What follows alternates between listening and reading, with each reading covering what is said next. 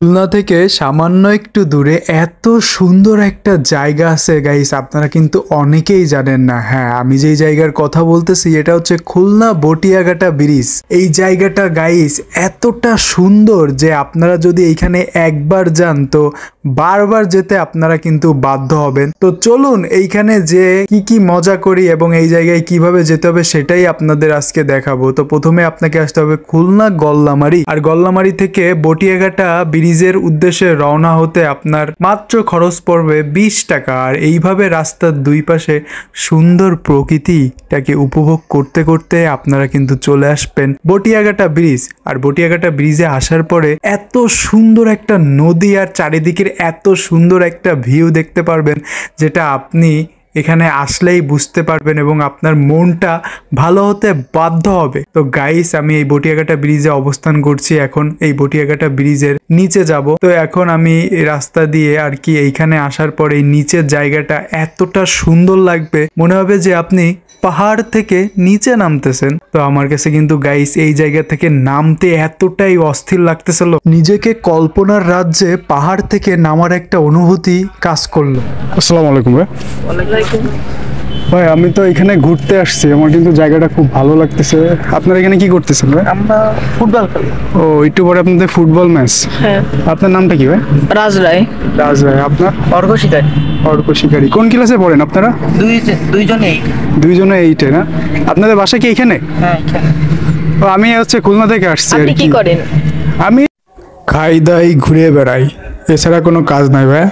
ঠিক আছে। ও, বুঝতে পারছি। ভালো।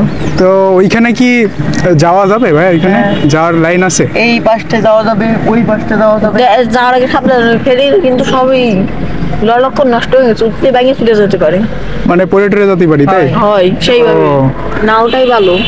সো গাইস, আমার পিছনে দেখতে পাচ্ছেন কিন্তু ওই ভাঙাচোরা একটা ফেরি। তো ভাইরা বলতিছে যে ওইখানে গেলে একটু সাবধানতা অবলম্বন করে যায়, নাহলে কিন্তু যায় না, সাপ পোক থাকতে পারে। আবার বলে সাপ কপও থাকতে পারে। তো চলুন অসাধ্যকে সাধ্য করি, যাই একটু ঘুরে আসি। নাহলে এত কষ্ট করে যেহেতু এখানে আসছি আর এই জায়গাটা যদি একটু ঘুরে না দেখাই আপনাদের, তাহলে তো আপনারা আবার রাগ করবেন। তো চলুন গাইস। তো গাইস, এটা হচ্ছে বটিয়াঘাটা ব্রিজের নিচে। ব্রিজের নিচের সৌন্দর্য উপভোগ করতে হলে আপনাকে অবশ্যই বটিয়াঘাটা ব্রিজের নিচে আসতে হবে। দেখতে পাচ্ছেন এটা কিন্তু ভাঙা ফেরি, আর এইখানে হচ্ছে আপনার ভাঙা ফেরির ভিতরে এখানে হচ্ছে আপনার এই যে স্টাফ কেবিন, ঠিক আছে। এই জায়গাটা একটু ঢুকে দেখি কিরকম অবস্থা। কিরকম বন্ধ লাগছে অবস্থা কি রে? পায়খানা করে মনে হয় এখানে এসে মানুষজন। আর যাদের টয়লেট আসতে পারে তারা কিন্তু এই ভাঙা ফেরির ভিতরে এসে টয়লেট করতে পারেন। এই যে টয়লেট আছে। ব্রিজের নিচের সৌন্দর্য উপভোগ করার পর আমি এখন চলে যাব অটোতে করে সামনের দিকে, কারণ ওইখানে একটা সুন্দর আর একটা নদীর পাড় আছে। তো আমি অটোতে উঠে পড়লাম, আমার ভাড়া নিয়েছিল 10 টাকা। তো নদীর সাইডে যদি এরকম সুন্দর চায়ের দোকানগুলো দেখা যায় আর এখানে বসে চা খেতে যে কি যে ভালো লাগে গাইস, বলে আসলে বোঝানো যাবে না। যখন আপনারা এই জায়গায় বসে চা খাবেন আর এরকম নদীর ভিতরে সুন্দর ডিঙি নৌকাগুলো চড়তে দেখবেন, তখন আপনার মনটা বলবে ভাই আমি কেন এখন এই জায়গায় যাচ্ছি না, আজকে আমি এই জায়গায় যাবো আর এই জায়গাটাকে উপভোগ করব। তো অনেকটা এইখানে নদীর পাড়ে আসলে আপনার অনেকটা কুয়াকাটা ফিল মনে হবে। তো আসলেই অসম্ভব সুন্দর লাগতেছিল নদীর পাড়ে বসে নদীটাকে উপভোগ করতে। তো এরপরে আমি চলে যাচ্ছিলাম আরো 10 টাকা খরচ করে ভাসমান রেস্টুরেন্ট। ওইখানে নাকি পানির উপরে ভাসমান রেস্টুরেন্ট করা আছে। তো অবশেষে আমি পৌঁছালাম এই ভাসমান রেস্টুরেন্টের এখানে বসে নদীটা উপভোগ করতে আরো সুন্দর লাগতেছে। আমি কিন্তু এখন অবস্থান করছি ভাসমান রেস্টুরেন্টে, আর এখানে দেখতে পাচ্ছেন কিন্তু এখানে অনেক ভাইরা কিন্তু এখানে ঘুরতে আসছে। ভাই সবাই একটু হাই করে দেন ভাই চ্যানেলটারে। হাই। সো গাইস, এইখানে কিন্তু এখন অনেক ভাই এখানে উপস্থিত আছে, আর এখানে ভাইরা কিরকম এনজয় করে সেই জিনিসটা কিন্তু আপনাদের একটু তুলে ধরি। আর এইখানে কিন্তু নদীর সাইডের জায়গাটা কিন্তু হ্যাভি জোস, আপনারা কিন্তু এখানে অবশ্যই আসতে পারেন। এই জায়গাটা কিন্তু খুবই ভালো লাগবে।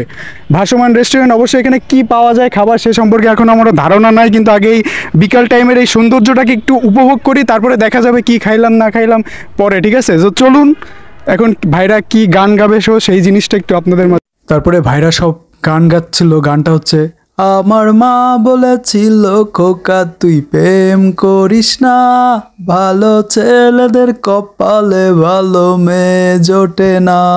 গোজামিল গোজামিল। তো গানটা খুব সুন্দর করে সবাই গাচ্ছিল। তারপরে আমরা এখানে হচ্ছে ফ্রেঞ্চ ফ্রাই খেলাম, সাথে খেলাম হচ্ছে কোক। তো এইখানে হচ্ছে বিকাল টাইমে ঘোরার জন্য পারফেক্ট একটা জায়গা। তো এখানে কিন্তু আপনারা অবশ্যই ঘুরতে আসতে পারেন। গত পর্বে আপনাদের দেখাইছি মোহাম্মদনগর রেলওয়ে স্টেশন, এখানে কিভাবে যাবেন কিভাবে ঘুরবেন। তো ভিডিওটা যারা দেখেননি তারা কিন্তু দেখে আসতে পারেন।